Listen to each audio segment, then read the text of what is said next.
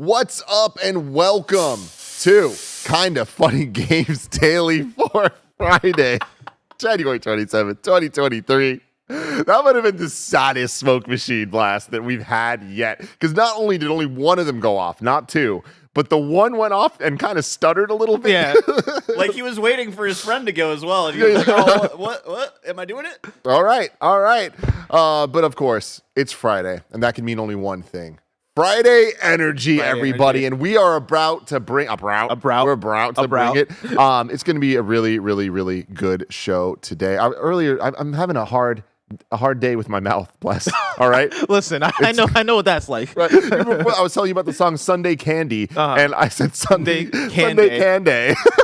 Hey man, sometimes you have one of those. I mean, have you drank your coffee yet? Because I see this. I always want to call it tall, but it's not tall. It's Grande Trenta. Or Trenta. You have your Trenta coffee in front of you, and it doesn't look drank yet. What if I told you I already drank half of it and then I filled the rest with water? Oh Jesus. God.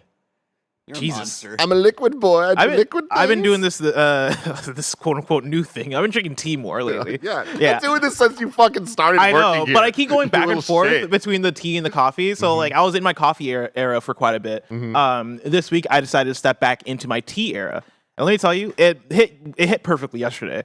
Where I felt like I had a good energy on the show. Like I didn't have like the coffee shakes. I didn't have to deal with all the brain fog, all that stuff. Today, I'm in that same place, but I feel like I'm a little bit too mellow. I'm a little bit too chill, and I'm worried.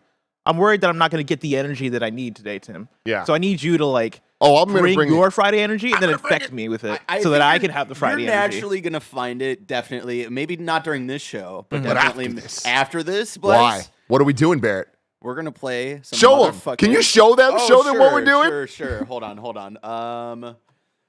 We're about to have some fun like we haven't had in 20 plus years, everybody. We're playing some GoldenEye. Let's go. Can you bring it up one more time, Barrett? Because I need everyone to see what I showed you. Have you ever noticed he has a really long mouth? Yeah, I remember that old meme. Wait. Oh my God. I did not notice that. Jesus Christ. What the fuck was going on there? Was that his hand? Was it like a his weird hand, and it's just weirdly angled where it looks like that's it's his so mouth funny. That's really long. That's it's the a really official old Facebook meme. It's a really long mouth, funny. everybody. You know what? Speaking of long mouths, we have some games to talk about. Okay, I was like, where is he going with this one? I really don't know, but this is kind of funny. It's Friday. Daily. It's Friday. Each and every weekday, we get together to talk about all the video game news that you need to know. Today's stories include, would you believe it, another Last of Us story. Whoa. The Last of Us Part 2 officially returning for a second season. There's some leaks about the next Far Cry games and more, because this is Kinda Funny Games Daily, each and every weekday, 10 a.m. live on youtube.com/kindafunnygames or twitch.tv/kindafunnygames. You can watch live there. You can watch later on YouTube, or you can listen on podcast services. Just search for Kinda Funny Games Daily.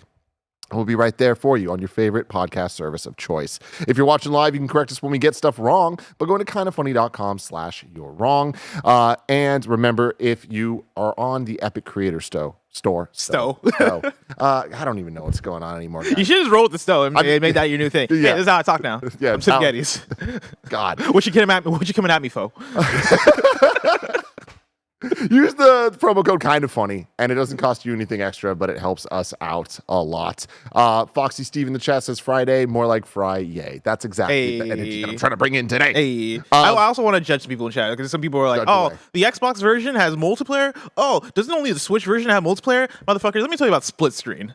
All right, GoldenEye is a game. It's a game known for split screen. We're gonna play split screen multiplayer. That's what we're doing today. One console. That's the exactly. Fun of doing it on the couch together. I'm gonna be screen peeking like a motherfucker. All right, dude, get ready, Tim. You can't hide from me. I can't hide from you. I'm gonna try. I almost let out a tweet yesterday, but it's that thing where now I'll type out a tweet, think about the replies that I'll get to that tweet, and then I delete the tweet. Oh yeah, because I'm like, you know what? I don't need the smoke off of this. No, you don't. No, I get enough of that when I'm on this show. What were you gonna say though? So let me see if I can still find it in my drafts. Actually, it'll be my phone. Because honestly, it's a tweet that I think a lot of people would have found entertaining or funny, but it's that thing where I'm sure the trolls will misconstrue it and mistake it and then turn it into like, oh, he's trying to be different because he's trying to be quirky or whatever. And I'm like, no, this is just me being real. You're a quirky guy. I am a quirky guy, but it's not like I'm trying to be quirky. It just comes naturally to me. Oh, did I not save the draft? Oh, here it is. Okay. So the tweet I was going to tweet yesterday was, y'all played GoldenEye. I played The World Is Not Enough. Y'all played Banjo. I played DK64. Y'all played Perfect Dark. I played Jet Force Gemini. We are not the same. And like, I'm gonna let you know right now, Les. That's a bad tweet. There's not even any like. Yeah. There's no like George Lucas said it best, man. There's poetry. It needs to Nah, rhyme. man. There's no poetry man. there. Nah, I need the man. poetry, bless. nah, was- man. that was Because the idea of it is the fact that like, yeah, I'm seeing all this GoldenEye hype on my timeline, and I'm like, good for y'all. I'm jealous about the fact that I don't have GoldenEye specific nostalgia. All my nostalgia is about the blue cartridge.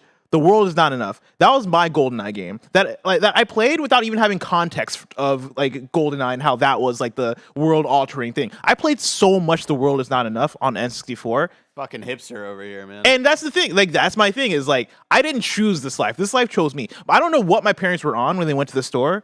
They went to Game Exchange and they're like, oh, let's get Worlds Not. Oh, let's get Jet Force. Oh, let's get DK instead of these other games that everybody reveres. What's up, Tim? Can you give me the one? Give Tim the one. Oh, Michael, when did you get here? Blessing. What's up? Now, can you give me the wine? I need to apologize to you. Mhm. It was a good tweet. Thank you. It was a good tweet. I was wrong.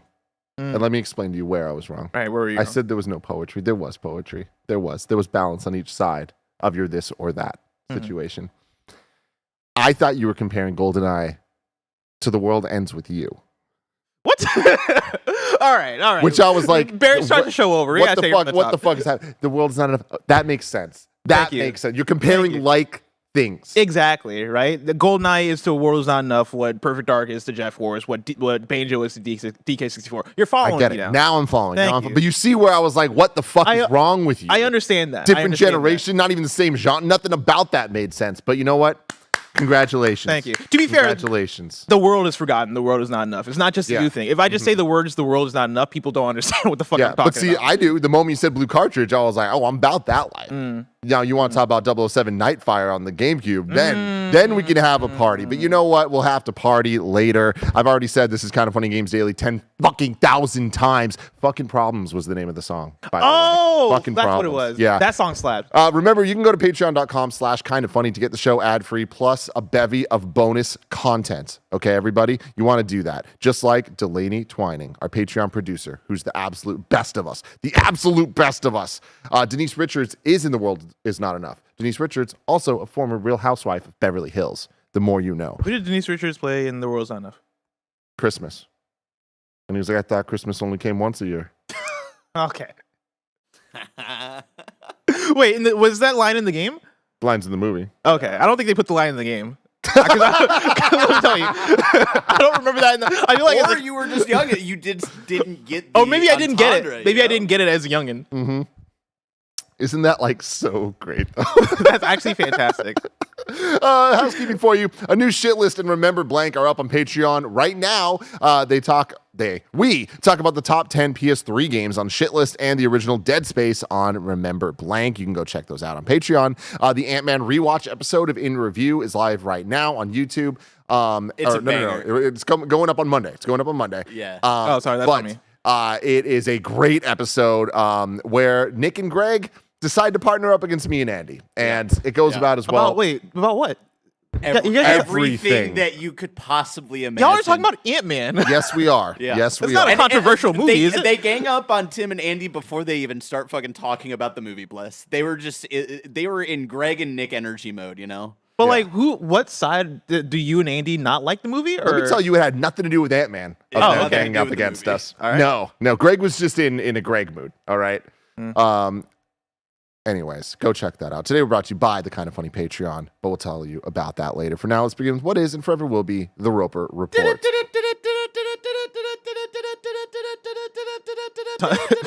Tom Gross in chat says, "Blessing is my father."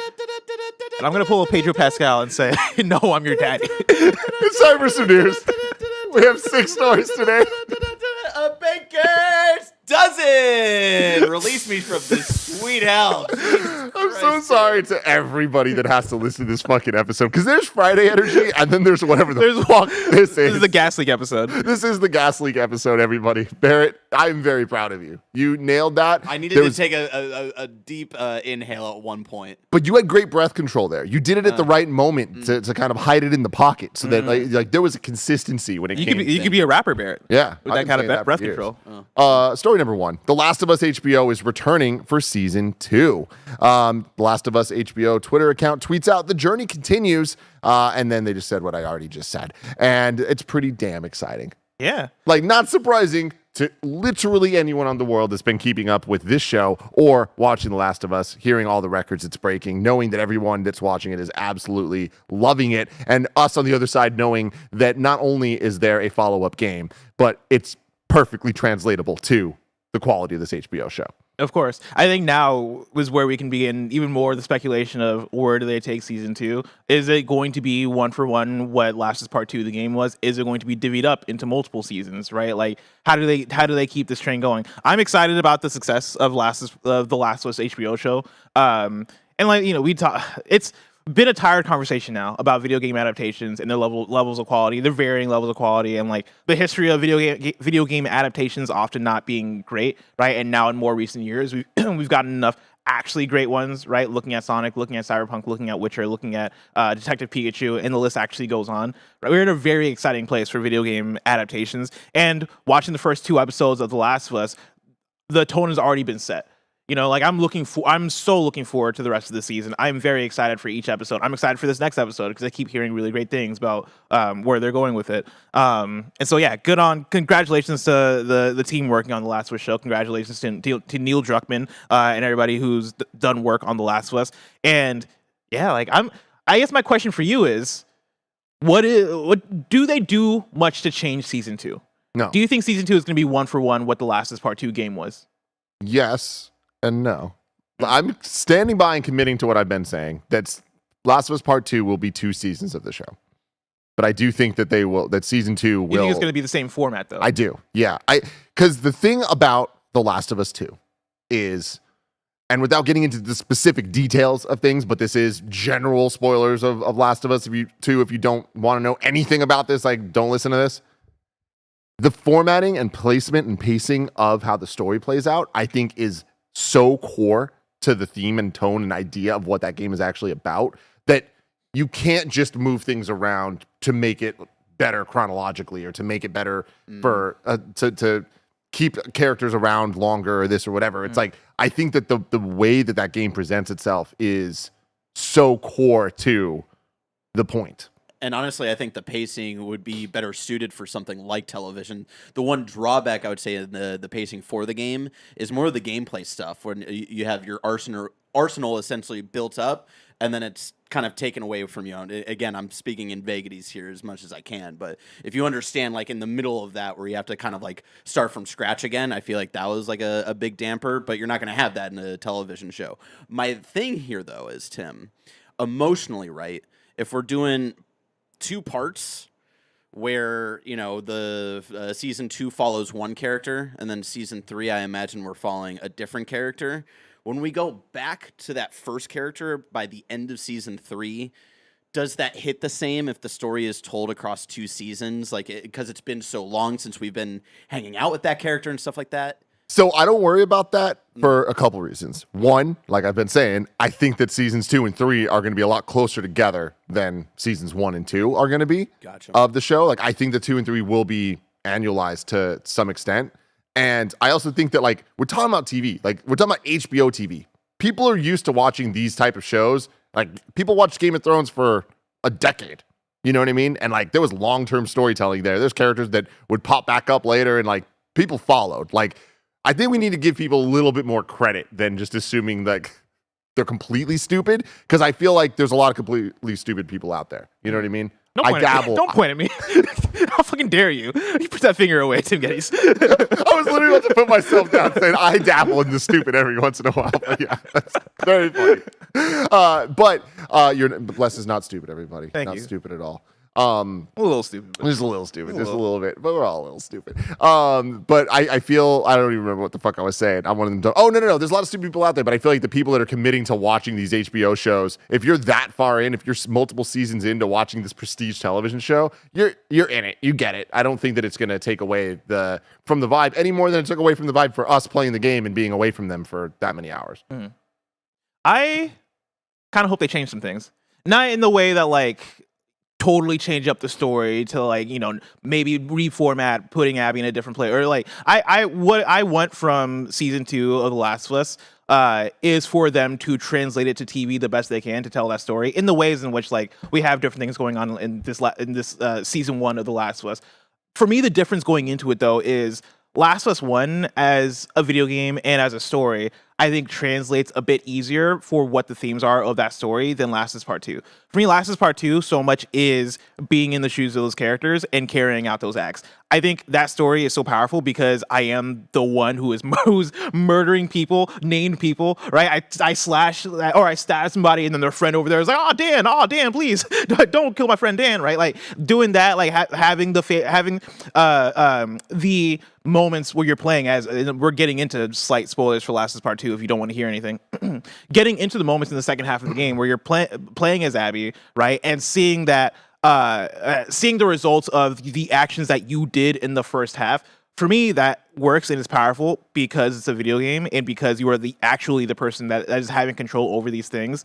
I am curious to see how they tackle some of the same subject matter, right? And I'm sure the same themes, because I think at the core of The Last of Us Part 2 and The Last of Us period, right, are the themes. Hey, Last of Us Part 1 is about connection. It is about Joel at the very top of the game losing kind of his faith in humanity, right? Losing this his connection with his daughter because of what happens, right? And then having to rebuild those same kind of connections later on in the game with Ellie. I think if they capture that, then cool, that's successful. Last of Us Part 2 is about rage, right? Like rage that essentially spawns from love of a person, right? Where it is, hey, I am going after Joel because Joel killed somebody I loved. Hey, I'm going after Ellie because Ellie killed somebody I love, right? And it is the spawning of rage because of what is happening to the people you love. I think as long as they capture that, then what they do around it, everything, all the choices they make in terms of translating this to television around that should just contribute to that theme. And then, like, you know, whatever you change from there, you change from there.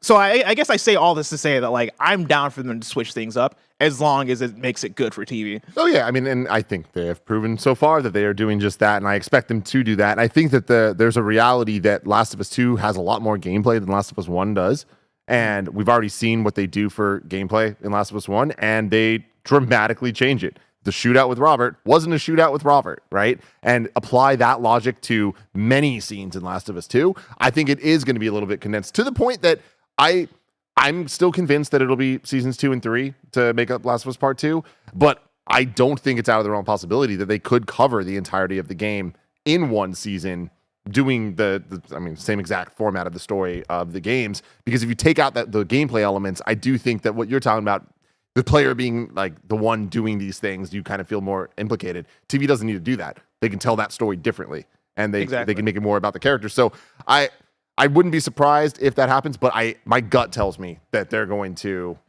like, really sit with it and add, if anything, not take away. One thing I'll add too, right? Because I'm somebody who, I love the story of The Last of Us. I love the story of The Last of Us Part 2. I don't think the story of The Last of Us Part 2 is perfect. Like, there are actually quite a few issues that I have with that story, and I think parts of it are, at the end of the day, I loved Abby as a character. A lot of people fucking hate Abby, right? And a lot of those people hate Abby for bad reasons. I think there are a handful of people that I think could see better ways in which you introduce that character and make that character one that you sympathize with more than how they did it, right? I think, especially in a TV format, I could see the case of, if you are cutting it in halves, right, making it a season 2, season 3 situation with the first and second half of Last of Us Part 2, I could see the case where it is, hey, you are in Ellie's shoes for all of season 2, and you get to the end, and then you get to season 3, and boom, it is Abby's story now. And, like, having to kind of sit with that for a while, and now you are sitting with these actions as Ellie, and then coming back over a year later, possibly, to that. I could see how that might even have a worse effect than in the game, right? Where it is, all right, back to back, boom, you did this, now get into Ellie's shoes, or get into Abby's shoes and get that story. I don't know if that's entirely the best way to do it in TV. if they figure it out, and like if Neil and the team and Craig find a great way to do that through the show, then they do, and then I think they do it. But I could also see a route in which maybe it is concurrently you are cutting back and forth between Abby and Ellie to give more of a side by side and maybe make it more palpable to the wider audience than they did in the Last of Us Part 2 game. Because at the very least, we can all say Last of Us Part 2 was conflicting for a lot of people, right? Like that was people took that each and every way. I think maybe you could make the Last of Us Part 2 or Last of Us Season 2 and 3 in a way that maybe gets more people in because you tell it in a more targeted way. Yeah, I feel some of what you're saying, but I think that it takes away the point if you intermix it too much. Like it has to be this and then that for the experience, whether or not you're playing. So making it more palpable and all that, I'm not looking for palpable. I'm looking for a good story. I'm looking for like committing to the theme and tone, and I have full belief that they're going to do that. So I'm not worried at all. I love Last of Us 1. I love Last of Us 2, and I am loving the Last of Us HBO show.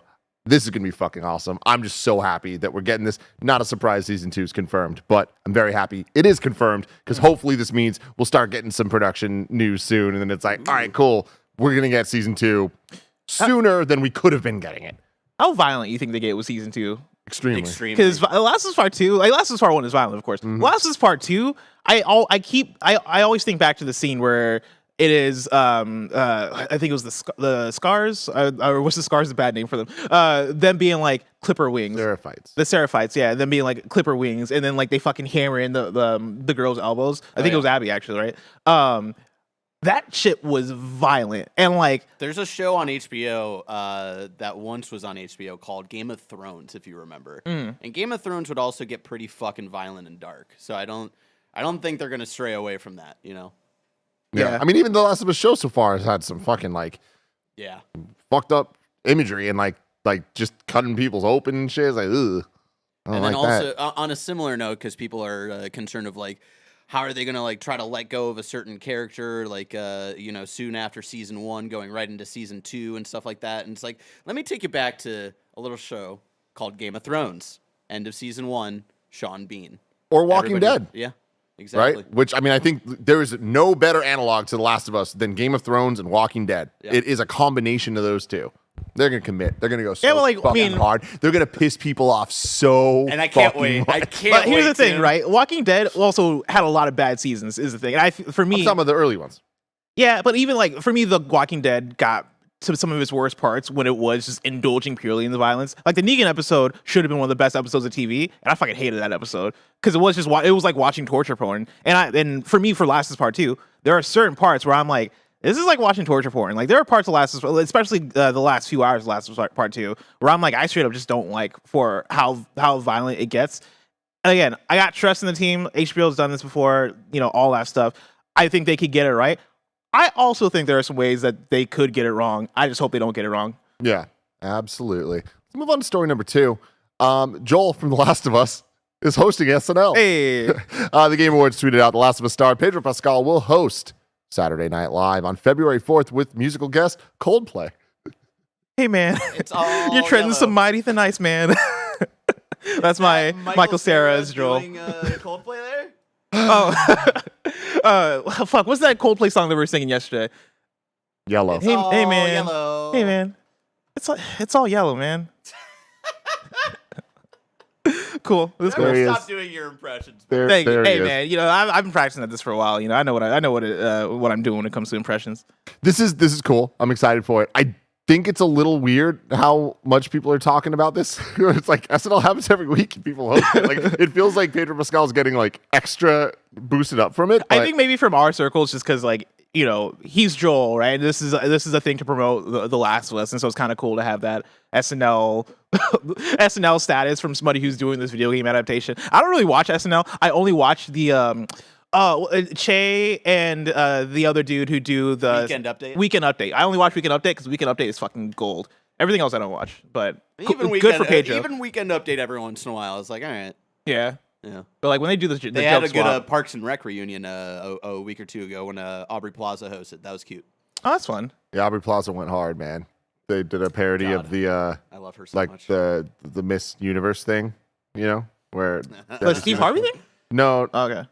Well, see, probably reading the wrong name. Oh no! The thing God, where that they, was like a decade ago. Yeah, that's Yeah. what I was like. Oh, that's a late, that's a late time to do this joke. where it cut between like all the different women like saying the countries they're from. Have you seen this? Like the last week that's going viral, and then she says France really funny. No, I've not seen that. France. No, I've not seen that. Oh, we gotta watch That's it later. really dude. funny. And you know what?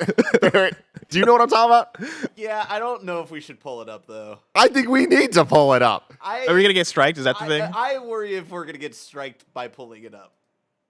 Well, you will show me later. Show We're me. gonna get fucking striked. But anyways, it's fucking hilarious. Nobby Plaza was on it, but SNL needs to sometimes not just like do something the exact same way the original thing did it. Like there's no parody there. You're just doing the thing. But anyways, I digress. Yeah, Pedro Pascal. I watched figure the it out. Drake episode of SNL years ago. That was fun. Yeah. We're down to our final 7 contestants. Oh no, I didn't want you to bring up the SNL version. We're definitely gonna Okay, get well caught now for that. this is Keenan What did you Thompson's want me coming to for bring ass. up? The original, the video, the what they're referencing Oh. with the France. We're have we're no doing this idea with how to find commentary, YouTube. We're commentating on Well, the thing. Sorry, sorry, I Anyways. misunderstood. Anyways, Pedro Pascal, are you interested in this? No. You think there's gonna be anything? I good? mean, I'm sure this will be good because Pedro Pascal is great. I'm not watching this, but cool. Yeah, that's awesome for him. yeah, I'm excited. Are you gonna watch it? I won't watch the episode, but I'll watch all the produced bits they do. They recently hired Mike Diva. Do you remember Mike Diva? No. Remember Mike Sexy Diva. Sax Man? Are these SNL things? Because I'm just No. Mike, Okay. YouTube. I'm more of an all that person. Anyway, do you remember Dubstep Guns? Yes. The quarter digital video. Mike Diva did all the VFX on that. Oh, He's okay. now doing. He works for SNL and he does a lot of their VFX and like that stuff. So It'll be interesting to see how he does like improv, because not just because you're a great actor doesn't mean you're great at improv, and vice versa. Pedro Pascal strikes me as somebody who might be great at improv, though. Yeah. Like I seeing him in that Nicolas Cage unbearable weight movie. of massive content. He Not is so content. fucking funny. He's so fucking good, and so yeah, like if he does. Wait, But again, written comedy still different from improv. I would True, say. true. But he just has that quirky energy that makes me think that he would be one of those improv dudes. If he does like a stand-up monologue, maybe I'll watch those 2 minutes. Is it? It's not improv, right? They're all Yeah, there's like it's fucking produ- prompters. it's And they're always like produced improv, looking at it. Yeah, I know. Pedro's gonna kill it. He's got man. the stuff. He's got the stuff, man. Story number 3. Would you believe it, Bless? More Last of Us shit. Whoa. This is an easy, quick one, though. You can watch the first episode of Last of Us show for free now. This comes from Ethan Gash at Kotaku. Even if you don't have an HBO Max subscription, but you want to see what all the fuss is about when it comes to the series, you're in luck. In an unusual move, the streaming service has made the first episode of the new show free to watch. I wouldn't say it's unusual. They do this for a lot of their bigger stuff that starts getting like that mainstream appeal. They did it for House of the Dragon as well. But yeah, go check it out. If somehow you're watching this show and you have interest in watching The Last of Us and haven't yet, now's your chance. There you go. This Now's could have been a your deal chance. of the day, but yeah, go watch The Last of Us episode 1 on YouTube if you don't have HBO Max. And then I want to move on to the next story, but before I do that, Bless, Where are you gonna take me, Tim? I'm going to take you to our sponsors. Yo, what's up? I'm Blessing, the host of KindaFunny, the show where I ask members of KindaFunny to answer questions like, name a game where you can fight giant enemies. Name a type of animal you can play as in Diddy Kong Racing. Name a PlayStation character who you'd want on your pickup basketball team. Name a game genre that Greg Miller refuses to play. Good Games is not on there, but it was written in quite a bit. And see how many audience members voted for that answer, and it usually makes them kind of mad. Red Faction is our 30-point answer. Oh, yeah, baby. That is our 4th most popular answer. Whoa. I'm still waiting for Bless to be like, just kidding. Once again, You guys are so bad at this game. catch up on the latest episodes right now, exclusively on patreon.com/kindafunny. You know, you guys are all lucky that you get to watch this episode live because who knows what's going on. There's never been an energy quite like this. You think And you I might don't know- slip up and say something crazy? No, I don't know about that. I'm just saying, who the hell knows what's going to happen today? You know? What's that? That sounds like a threat. Who knows what's going to happen, Bless? Story number 4, Far Cry 7 and a standalone Far Cry multiplayer game are reportedly in the works. This comes from Tom Ivan at VGC. Ubisoft's currently developing Far Cry 7 and a standalone Far Cry multiplayer game. I want to stop right there. Thank you. I've been saying it for years. Make a multiplayer game, make a single player game. They don't need to be the same fucking game, okay? I was wondering where you're going with that. I thought you were gonna say I've been requesting a Far Cry multiplayer game, and I was like, oh, this is not Tim Geddes. No. He's been replaced. Something's wrong with him. He's trying to communicate to us. According to reports from Kotaku and Insider Gaming, with the former claiming that Ubisoft CEO Yves Guillemot mentioned both games during an internal company update last week. Sources also told the site that Far Cry 7 is being made with Ubisoft's Snowdrop engine rather than the Dunia engine used for recent series entries. Snowdrop powers Ubisoft Massive's The Division series, as well as the studio's upcoming Avatar Frontiers of Pandora and its open-world Star Wars game. You see that Avatar 2 crossed 2 billion, is now the number 4 highest grossing movie of all time, and it's closing in on number 3. Why do you say that with an excited tone? Are you rooting? Pandora! Are you rooting for Avatar? I'm fucking rooting for Avatar. Fuck yeah, I am. You're the only dude. person I know rooting for Show Avatar. some fucking respect, man. According to Insider Gaming sources, Ubisoft Montreal is working on both new Far Cry games, which were originally planned to be part of the same package. The multiplayer game, and now it's not. So thank you, Ubisoft. Both titles are said to be tentatively scheduled for release in the fall or autumn of 2025. Far Cry 6, which released in 2021, included online campaign co-op, but didn't have a competitive multiplayer component. Ubisoft said this month that it had canceled 3 unannounced games and was planning to strengthen its focus on its biggest brands and live service following weaker than expected software sales over the holiday season. A lot of interesting stuff in here. Could you believe that they made it Far Cry 7? They're about to make it a Far Cry 7. And even with that doesn't even include the spin-offs, right? We've had a lot of Far Cry games, stuff, yeah. when you get to the dinosaur one and the future parody space one. It's wild. Yeah. I mean, it's really wild, but I do think that with that, Far Cry 7 and a separate multiplayer game, if they're talking here 2025, fall of 2025, and the last Far Cry game, 2021, that's a pretty nice gap. Right? Yeah, I didn't think about it like that. Because I'm thinking back, and I might be wrong about this, and when you add the spin-offy ones, like I think it gets even a quicker clip, but it felt like for a while, Far Cry, there was 3. It was back to back. And then I feel like the gap to 4 was like a little long, and then I felt like it just kept going after that. I mean, what? I imagine... Because Far Cry 4 was... It was like around... 2015? It might have been 2014. Yeah, because that was very early PS4. And then Far Cry 5, I was at IGN at that point, so that was like 2017, I want to say. Probably around that. Yeah. And then in between that, you had Primal. You had Primal, which was 2016. Oh, they also put out that Far Cry, the one with it was like twins and it was post-apocalyptic. Yeah, give me one sec. That was after the one 5. Nick Scarpino liked. That came out in 2019. I'm gonna drop the facts for y'all, motherfuckers. Give me Okay? the facts. Far Cry 2 was 2008. Okay. Far Cry 3, 2012. Then 2013, Far Cry 3, Blood Dragon. Blood Dragon. Yep. 2014, Far Cry 4. That was 14? 2014, Oh, damn. Far Cry 4. Okay. Far Cry Primal was until 2016, and Far Cry 5, 2018. Oh. And then Far Cry New Dawn, 2019, and then Far Cry 6 in 2021. So I think our gut instinct was actually wrong. It's just the spin-offs make it seem like there's been so much Far Cry, but there's actually... But like there's not been a spin-off since, or at least announced, right? We don't have a spin-off after this latest Far Cry 6. And so you're kind of spot on. By the time you get to 2025, that'll be a sizable gap. If they don't have a spin-off title. Exactly. And Which they might. I mean, they might. They had the DLC that they dropped for Far Cry 6, and I feel like that might have helped fill in the space there. I would also think that it's weird that the Far Cry 7 and the multiplayer game are leaking before a spinoff would leak. And so yeah, I could see it panning out that way, especially with them changing engines. I think that for me is the notable thing. You know, like I would be totally down for a Far Cry that feels a bit different in gameplay, right? Like I think there's a lot of improvement to be made there. I think the multiplayer thing is interesting. I don't like that it's an extraction-based shooter, and maybe they find a way to Far Cry it and make it interesting. All I know is that they made an extraction-based shooter with one of their biggest IPs that makes sense for an extraction-based shooter in Rainbow Six Extraction. And Rainbow Six Extraction didn't hit. I don't know if Rainbow Six Extraction doesn't hit as an extraction-based shooter from Ubisoft. I don't know how much trust I have in a Far Cry extraction game from Ubisoft. Again, maybe they take learnings, maybe they figure shit out, maybe it is a different engine, maybe it is more focused and more budget. We are talking about a Ubisoft now that is trying to refocus and go, hey, let's shave off all the unnecessary stuff. Let's shave off all this extracurricular stuff and focus in on our bigger IPs. Far Cry for Ubisoft is a bigger IP, so maybe that does make sense for them in that way, where it is maybe that Far Cry Extraction game was actually a different, weird, I don't know, new Extraction game that they're now putting the Far Cry name on.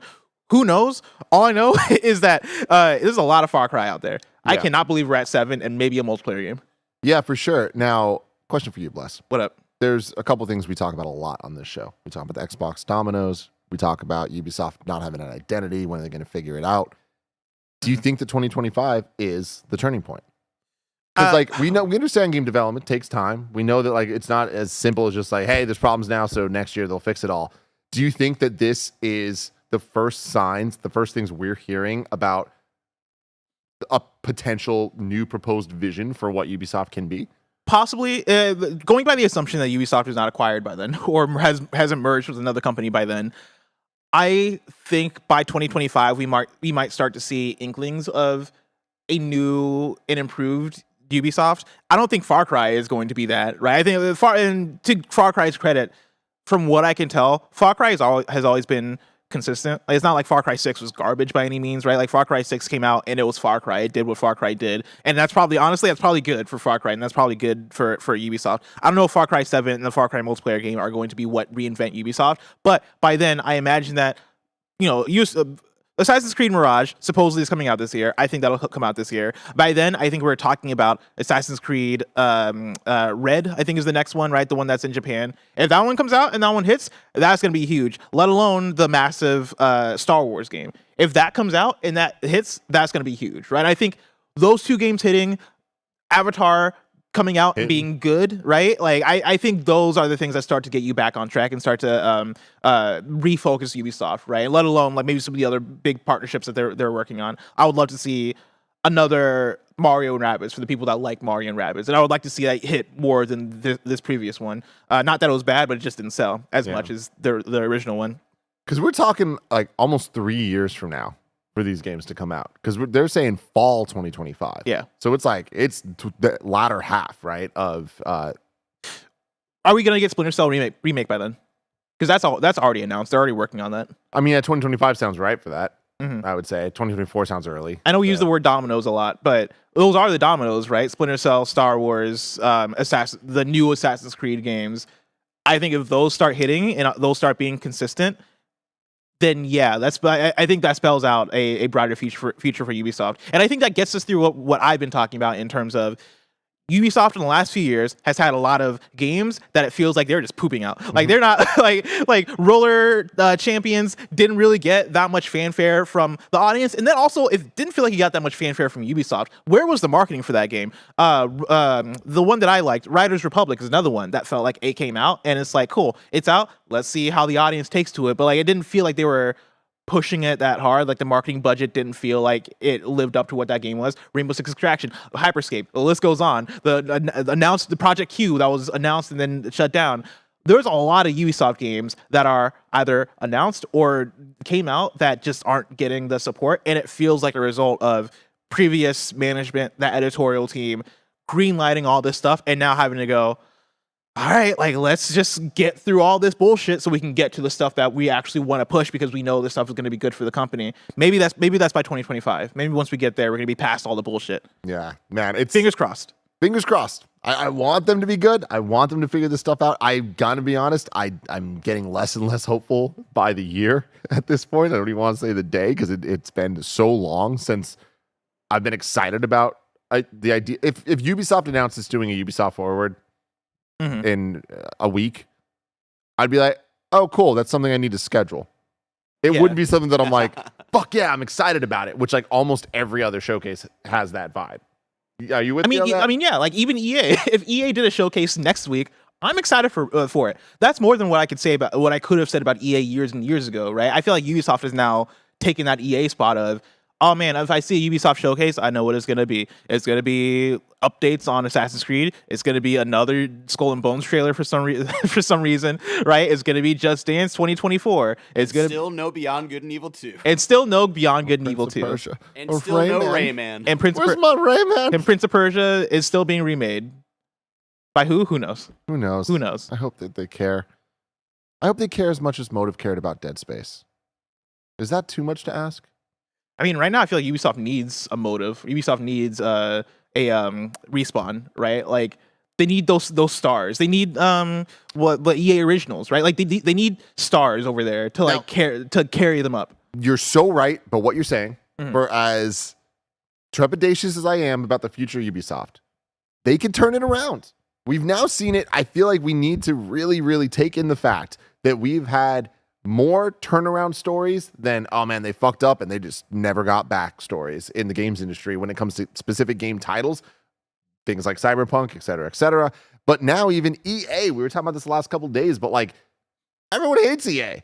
And the last 2-3 years, EA is awesome. Yeah, like EA's perfect, but awesome. EA has problems for sure, but at the very least, EA is putting out games that we will put up there as some of our most anticipated. Jedi Survivor is coming out in a couple months. I cannot fucking wait for Jedi Survivor, right? Like whenever there's an Apex season launch, I at least peek in to see like, all right, what's the new hero? Like, let me check this out. You know, like we just got Dead Space, and Dead Space is so far the highest Metacritic game of the year. We're in January, I know, but like I'm sure that's gonna stay that way for a little bit. You know?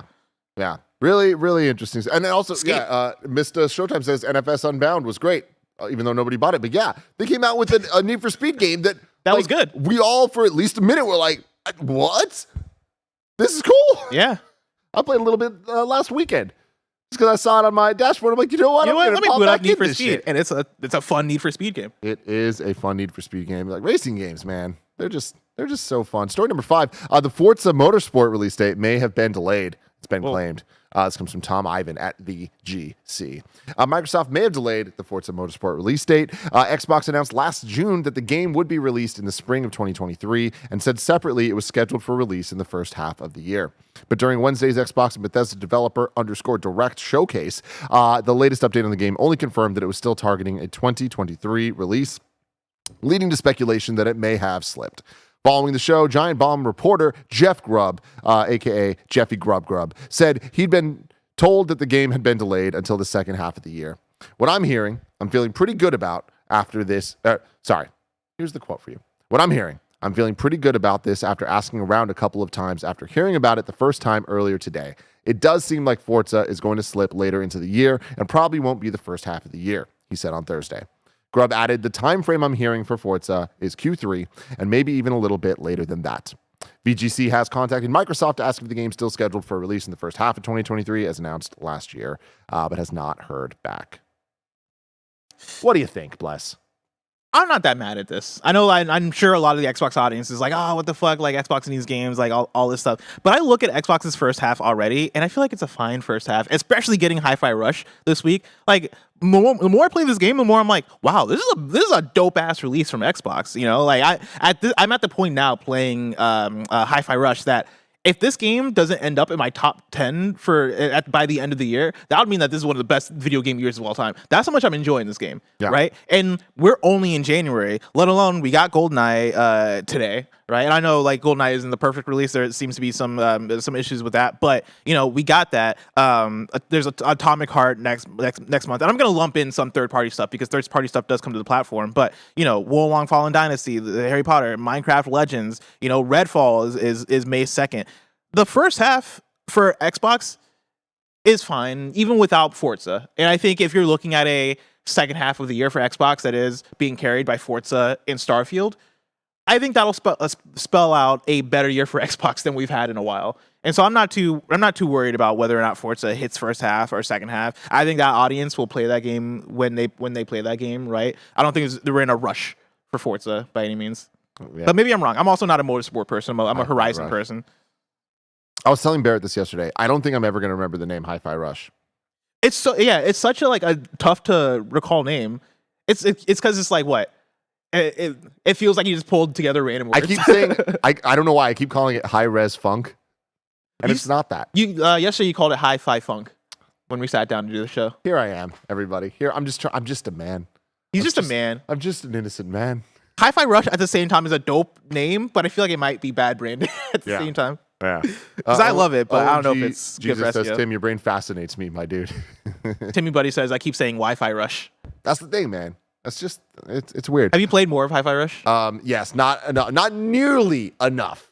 What a goddamn video game. We're going to be talking about a lot more next week. The Xcast will be the actual review of the game, and then Gamescast, whoever's on it will just give their impressions as well. But what a fucking time, man. I'm just so excited. I'm electrified. He's by electrified. this game just popping out of nowhere and like doing something that is so unique and can never be done again. Like what happened a couple days ago with the release of Hi-Fi Rush. Yes, Hi-Fi Rush is so special for the games industry. And I feel like we've had so many bad news stories. We've had so many disappointing things. To just get a fucking win, it's just great. Out of nowhere, too. What a January already when it comes to video games. Getting Dead Space and this so early, like the month's not even over. We're running out of days here. But like we got so many amazing video games. Like you say that this might be the best year. I think that if it's not the best year, it's going to be a disappointment. Like it's just set up for success. Yeah, it's ridiculous. The more I play Hi-Fi Rush, the more I'm like, how in the world does this game exist? How did Xbox turn to Tango Gameworks and go, hey, release one of the best games of the year just on a random Wednesday in January? And they did it. Like, Hi-Fi Rush is so goddamn good. I'm trying to find a clip. I can't find the clip, but there was a clip that somebody was sharing about.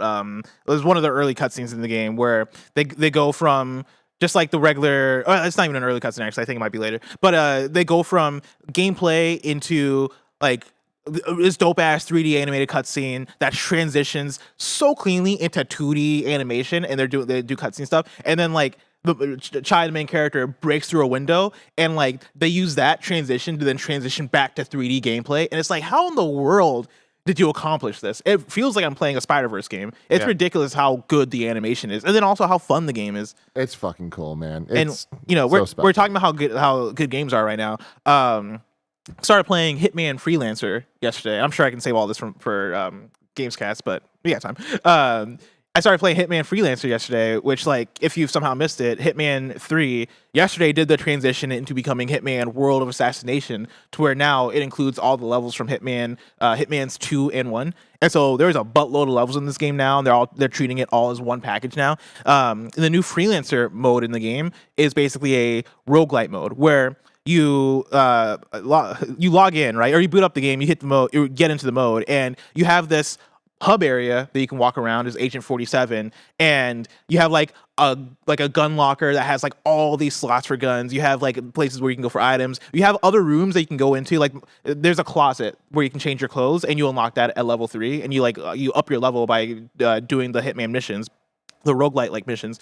But like I unlocked the closet at level 3. There are other rooms where it's like you unlock this room at level 7, you unlock this room at level 15, and I'm like, I don't know what these rooms are, but I really want to know what these. You unlock upstairs at level 18, and I'm like, oh, I need to know what's upstairs. And so basically, you are going through, you pick up these different contracts, and the contracts are these stacked up Hitman missions that are in the different areas of the game, and each mission is, hey, take out these 1 or 2 people in the level without dying. If you die, I think it's like if you die twice, then your run is over and you have to start all over. So it's the high stakes Hitman missions where you start with nothing also, right? From the first get-go, you are starting with nothing. You go out, the items that you find in the world are the items that you get to carry forward into the next mission. And so if I find a wrench or if I find a screwdriver, I get to keep that for the next mission and use it there. Same with guns, same with weapons, all that stuff. Interesting. I played it a little bit yesterday, and already I'm enthralled with it. And it's tough if you're not great at Hitman, which I am learning that I am not as great at Hitman as I thought I was, because this mode is beating my ass. But So I am you're saying this isn't for Nick Scarpino. No, it's not for Nick Scarpino, but I want to make Nick Scarpino do this, because the thing I like about this mode is how it forces you to be careful. You don't have like save states. You can't just like reload your last save if you fucked up. I have been getting angry at myself where I'm like standing in a position and I'm about to get the pounce on my target, and somebody, just a fucking random person, sees me pull out my my machete. Yeah. They're like, "What you doing with the machete?" And I'm like, "Don't look." And then all of a sudden, a big thing breaks out, and I'm like, "Fuck! I needed to be more careful." I've never played a stealth immersive sim roguelite like this before, and it is dope as fuck. I'm super into the concept. I want to keep going back and keep playing and getting better. But yeah, video games are happening right now. They're really cool. They're happening. And yeah. One thing I want to shout out for Hi-Fi Rush, because I started it last night.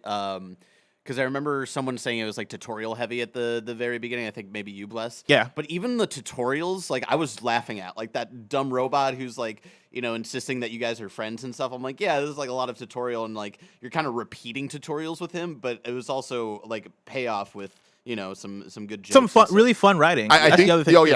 I think we're all in agreement on that. It's just the level of quality, Barrett. Once you get through the tutorials, it skyrockets, man. It's crazy. I got to the base last night, so I got through like the first tutorial level last night. Just wait, because it is that first level. You're like, oh, this is a pretty cool game. And then you get to the second level, and you're like, oh yeah, this is really cool. And then you get to the third level, and it's like, oh, this game's dope as fuck. Like this is fucking awesome. So it's really cool.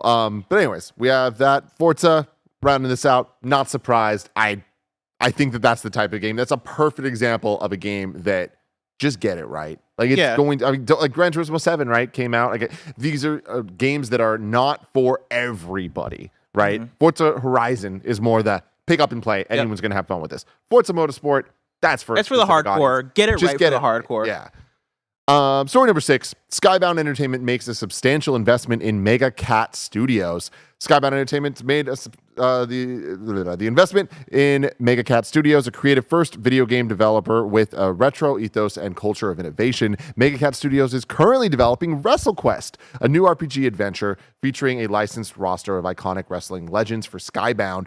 The strategic investment continues Skybound's efforts to expand its global publishing footprint and to partner with top game-making talent and creative teams. Quote, Mega Cat Studios is an incredibly ambitious and talented team of game developers that are dedicated to their craft, reimagining retro-style entertainment in exciting and innovative ways. James Deegan and the Mega Cat team embody a culture of fandom, and this closely aligns with our efforts to put fans and creators first. Retro games deliver a massive nostalgic element. After seeing the progress and creativity on WrestleQuest, we are extremely excited about working closely on the future growth of the studio. This is awesome. Yeah. I think this is really cool. Skybound Games, I think, are a really, really, really great group of people that really care about video games, and specifically like these type of games, like these small indie titles, and they have the means to push, and they have the brand of Skybound. So I think this is awesome. And this is the smallest scale version of PlayStation eventually getting Insomniac, because we all knew it was a match made in heaven. It's kind of the same thing here. This is on the indie side, but they've been working together for a while anyways. Now just kind of sealing the deal here, I think is going to be even better for WrestleQuest when it comes out, and whatever they have in the future. Yeah, I think this is awesome. I'm all for indie developers getting more funding, right? Because we've heard all the crazy stories of, oh man, I quit my job, I sold my house to like get the money to make this game, and now my life depends on if this game succeeds or not, right? Like those are the kind of horror stories that can exist when it comes to video game development, right? And indie development, because again, video games take a lot of money to make. They take a lot of time to make, and video games are really hard to make. And so being Mega Cat Studios and working on this game WrestleQuest, which is going to be for a niche audience, it's going to speak to the Greg Millers of the world. I'm curious about it. I want to try this game out. I played a little bit of it at Summer Game Fest, and I thought it was really cool. But like this is a game that is going to speak so loudly to a very niche audience, and being able to have Skybound back you and invest in you so that you can make that game with a bit more comfortability, and then also maybe continue to look toward your future as a studio and have that future be a little bit more secure. I think that's awesome. And so good on Mega Cat Studio for securing that, and good on Skybound for having an eye for really cool indie developers. Yep. They do, and they have, and I think that they have a lot of really cool stuff brewing that I expect Skybound to become a bigger deal in the coming years when it comes to the indie space of really like, I don't know that they'll ever hit a Devolver level, but I do think that there will be in the conversation when we start talking. I like the idea of having more of those, right? Yeah, more for sure. Devolvers, Annapurnas, Thunderfuls, like the indie Thunderful's publishers. A great example too. Yeah, that like focus in on these indie games that have these indie devs that have really cool ideas, but could very much use a publisher to give them the backing and give them the help they need. Yeah. Well, finding out if they're going to get the help that they need so far away. Friday. What's coming out today? Where did I look? You look toward the official list of upcoming software across each and every platform, as listed by the KindaFunny Games Daily Show hosts each and every weekday. I got my own reader mail for you. Like a reader mail that's up here for you. Oh, okay. Yeah. I'm excited for this. But before we get into that, I think we have a surprise. Do we? No. The surprise is Dead Space is being remade, and it's out today. It is out today. Right? Did you think he was coming to say something on the I microphone? don't know. And then we have GoldenEye 007 coming out, which is crazy. Never thought I would have that type of out today on the same day with Dead Space. And the same day as that. What year is Big it? surprise. What year is it? The big surprise. The big surprise. Atone, Heart of the Elder Tree is on PC, PS4, and Nintendo Switch. Did you say Nintendo Switch? Did I? I don't know. Andy, what are you doing? He's looking for his guitar, I think. He's looking for his guitar. Okay, go. Tim saw you walk by and thought you were coming to the microphone. It looked like you were walking on, so And he started introducing you as a special guest. And kept going. Oh man, this episode, I'm telling y'all, going down in the books. I'm saying this is a gas leak episode, Hey, right? if what you're happens watching this episode, don't watch this episode. If you inhale enough of this smoke, this is what happens to you. this is what happens. These smoke everybody. machines, man. I don't know what's in Did I say Tim Tendo? It sounded like you said Tim Tendo. Nintendo. Dance of Death, Duloc and Fae on Switch. Farming Life on Switch. NOS, new operating system on Switch. Hell yeah. Recall on Xbox, Switch, and PC. Wonderland Nights, White Rabbit's Diary on everything. And then Squiggle Drop is on Apple Arcade. Hell yeah. On new dates for you, Sweet Transit launches a brand new update, Forging Forward, on February 8th on Steam. And then, what's your reader mail? All right. You're my Hollywood homie, right? Like I trust you when it comes to entertainment critique, knowing what's up, knowing the ins and outs of what's going on in the entertainment industry. Casting. Yes. All right. I want you to cast two characters. Uh-oh. I want you to cast the villain for Far Cry 7. And I also want you to cast the character that plays Abby in season 2 of The Last of Us. Oh, you're putting me on the spot Yeah. with this. I'm going to say... Little Jacob in chat says, Tim's casting couch. Oh, my Lord. Yeah, Far Cry 7, well, shit. Salty Surprise says Michael Cera. Which legit could be interesting. I have an answer That could be for fun. both. I have an answer for both. Bear, hit me. Oh, interesting. So Bear says Florence Pugh, and I love Florence Pugh. I don't think Florence Pugh's I right. want to see Florence Pugh play a villain in a video game. That would be fun. Oh, wait, for Far Cry. Well, I said I have an answer for both. So the same one answer answer for for both. both. I Answer for thought you both. were going to give us two answers. Oh, interesting. I would love Florence Pugh as the villain for Far Cry 7. For sure. I think that's a great idea. Yeah, I think that's, I'm not going to get better than that for Far Cry. Yeah. That's real good. That's really good, actually. For Abby, one fan casting I'm seeing people do that I'm really into is Peyton List, who is Tori from Cobra Kai. And she'd be fucking great at it. But I think age would be wrong on this. Hear me out, though, Bless. Hear me out. Oh, I'm hearing. What if I said the words Kiki Palmer? You're crazy. Age is really wrong for that. Yeah. I mean, but I but, like, feel she can play they younger. could figure it out, you know? Like, Kiki Palmer. I love Kiki Palmer. And Kiki Palmer, I think, does have, like, the physique, right? Like, I could see her nailing that role. Yeah. But I do feel like her playing opposite of Bella Ramsey's Ellie, I feel like it's a bit of a mismatch. Maybe they could play it off on camera. Maybe they could figure that out. But I'm not sold by it. Yeah, and I get that the age is kind of a thing, but I also semi-expect them to change Abby's age to be higher anyways. Be higher. Yeah. Why so? Not too higher, but I don't know. I just get... Did I forget how I feel old it in my tum-tum. How old is Ellie in Last of Us Part 2? She's 19, and I think Abby's supposed to be only a couple years older than her. Like, Yeah, maybe because I got 2 years older. early 20s vibes. Here's the thing. I'll throw out one. I don't know why I'm throwing this one out. I think it's because my brain does the thing when it comes to castings where it finds the most random person that would be hilarious in the role and fills them in. And, like, not that this person would be hilarious, but for some reason my mind won't take me off of Sabrina Carpenter. I thought you were gonna I mean, I say see Michael why Cera. you're thinking it. Maybe it's just the age, I think it's like I think it's the face. the face. But that would be horrible. I know it would be. I just love her song Nonsense so much. It's such a good song. Everybody go stream Nonsense on Spotify. Yeah, man. And then Someone threw out Chloe Grace Moretz, but that like 7 years ago, maybe. Exactly, You know? She's yeah. a little too old now. I mean, I'm going to be surprised if it's a white woman. Really? I mean, yeah, even just like look at the choices Last of Us HBO's made. My thing is, I don't know younger Hollywood like that, and I'm sure, of course, they could.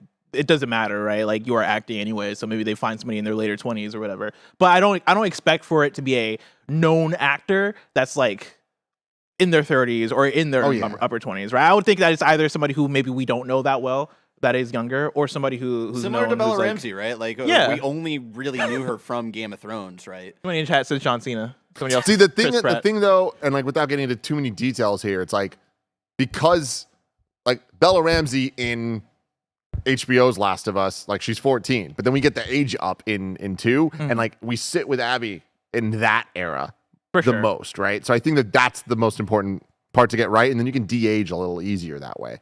Give me Zendaya. I mean, Give me Zendaya. Make Zendaya do some push-ups. okay, wait, that is the biggest problem with that. For sure, like that's a no. That is a no. This is actually that's a pretty difficult casting to make. It is, but I mean, here's my thing. I think they're gonna nail it. I think whoever they announce, I'm gonna be like, oh, that's fucking good. Yeah. Somebody says get Zendaya for. Actually, no. They said who do they get for Dina? And I, in my mind, I'm like, actually, no. I would love Dina played by Zendaya. I just want Zendaya to play everybody. I feel that. Yeah. I get that. Let us know in the comments below who you want to play Abby and who you want to be the bad guy in Far Cry 7. And bonus points if you're like Barrett and have one choice for both. That's the challenge today. That's the challenge. Everybody. Oh man, I was going for the yawn into the arm. Michael Cera. Next week, we have Greg and me hosting on Monday, Greg and Bless on Tuesday, Bless and Greg on Wednesday, Bless and me on Thursday, and me and Bless on Friday. Also, remember, every Monday, we react live at 9 a.m. on youtube.com/KindaFunnyGames, twitch.tv/KindaFunnyGames to The Last of Us. We have episode 3 this Sunday. By all accounts, this is going to be one of the greatest episodes in television history, Bless.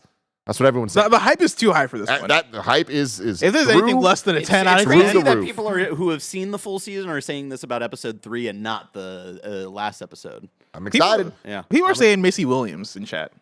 Somebody said Macy Williams in Why chat. can't I think of? Just get the whole Game of Thrones. Oh, Get the whole Game of Thrones cast in there. Really quick, did we do You're Wrong? No, we're doing it right now. Okay. You can remember KindaFunny.com. You fucking know. You'd fucking know. Um, I learned what a troglodyte was yesterday.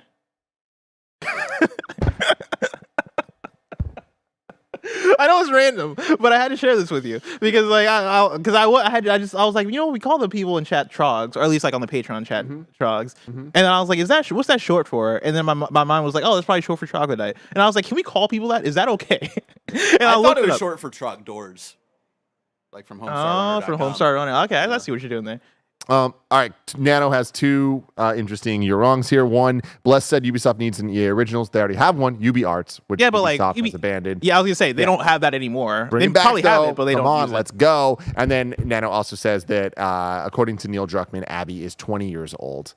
So yeah, 20 is that nebulous age that I think is easier to pull off even if you look a bit older. But yeah.